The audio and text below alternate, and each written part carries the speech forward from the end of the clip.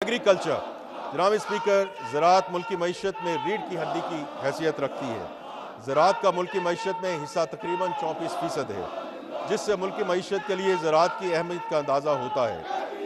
زراعت ایک صوبائی سبجیکٹ ہے، مگر اس شعبے کی اہمیت کے پیش نظر وزیر اعظم نے ایک نیشنل کمیٹی تشکیل دی ہے جو زراعت کے فروغ کے لیے صوبوں کے ساتھ بامقصد مشاورت کرے گی۔ مزید برآں زرعی شعبے کو قرض کی فراہمی میں نمایاں اضافہ ہوا ہے اور یہ رقم پچھلے مالی سال کے پہلے 10 مہینوں میں 1785 ارب روپے سے بڑھ کر اس مالی سال کے پہلے 10 مہینوں میں 2066 ارب روپے تک پہنچ چکی ہے۔ زراعت کے شعبے خصوصی چھوٹے کسان کو قرض کی فراہمی کے لیے کئی نئے اقدامات اٹھائے گئے ہیں۔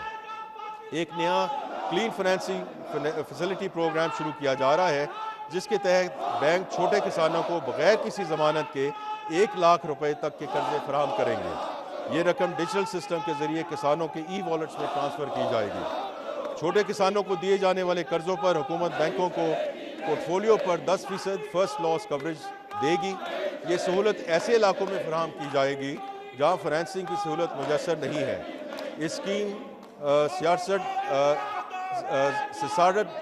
7 لاکھ کسان فائدہ اٹھائیں گے۔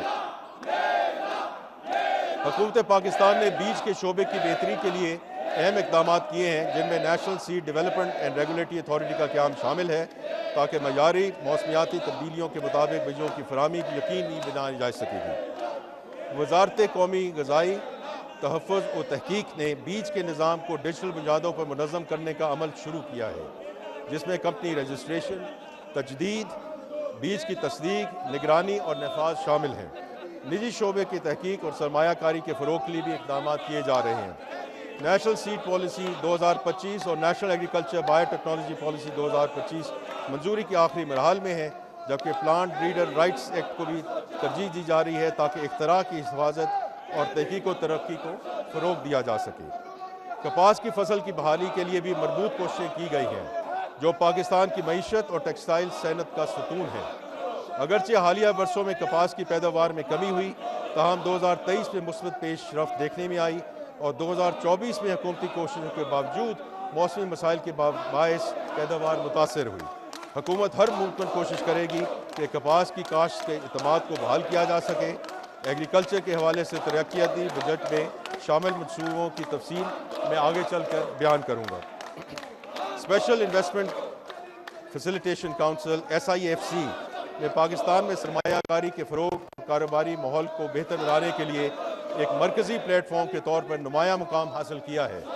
اس کونسل کے تحت توانائی، معدنیات، زرعی کاروبار، IT، فن ٹیک، انفراسٹرکچر، افرادی قوت کی ترقی اور سیاحت سمیت مختلف شعبوں میں 100 سے زائد اسٹریٹجک گرین فیلڈ اور براؤن فیلڈ منصوبوں کو تیز رفتاری سے آگے بڑھایا گیا، جس کے نتیجے میں مالی سال 2024-25 میں براہ راست غیر ملکی سرمایہ کاروں میں نمایاں اضافہ ہوا۔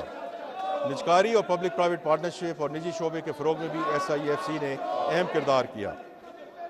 بین الصوبائی اور بین الوزارتی روابط میں بہتری اور غیر ضروری ضابطہ جاتی رکاوٹوں کے خاتمے کے باعث SIFC نے سرمایہ کاروں کا اعتماد بحال کیا، نقل و حمل اور لاجسٹک کا نظام بہتر بنایا اور مالی سال 2025-26 کے لیے برآمدات پر مبنی صنعتی ترقی کے ایجنڈے کی مضبوط بنیاد رکھی۔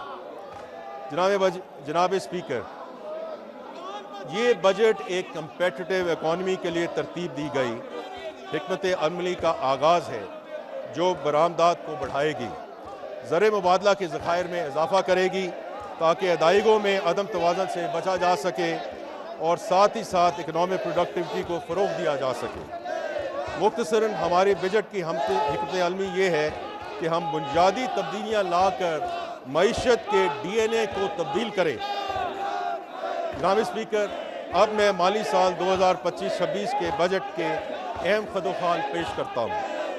مالی سال 2025-26 کے لیے اقتصادی ترقی کی شرح 4.2% رہنے کا امکان ہے۔ افراط زر کی اوسط شرح 7.5% متوقع ہے۔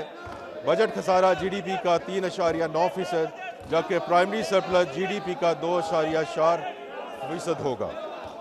FBR کے محصولات کا تخمینہ 14,131 ارب روپے ہے، جو کہ رواں مالی سال سے 18.7% ज़्यादा है।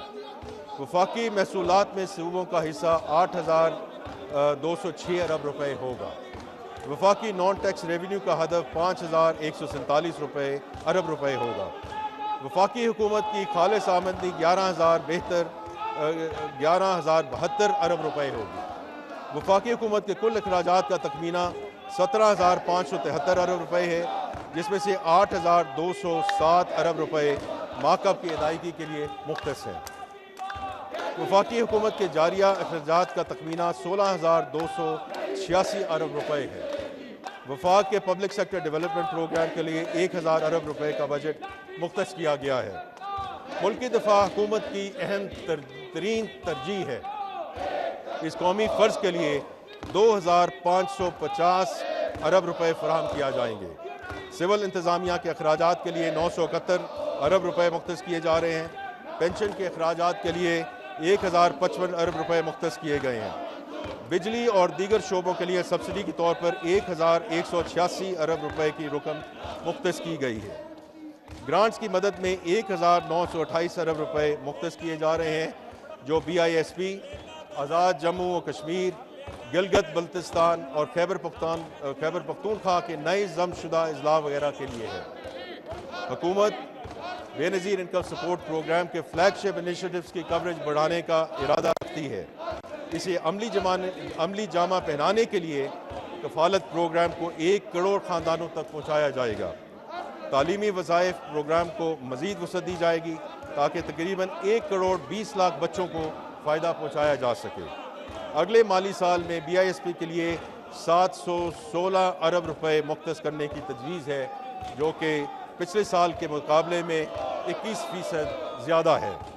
जारिया अखराजात से आज़ाद जम्मू कश्मीर के लिए 140 अरब रुपए, गिलगित बल्तिस्तान के लिए 80 अरब रुपए, खैबर पख्तूनख्वा के लिए ज़िमशुदा अजला के लिए 80 अरब रुपए और बलोचिस्तान के लिए 18 अरब रुपए मुख्तस करने की तजवीज़ है।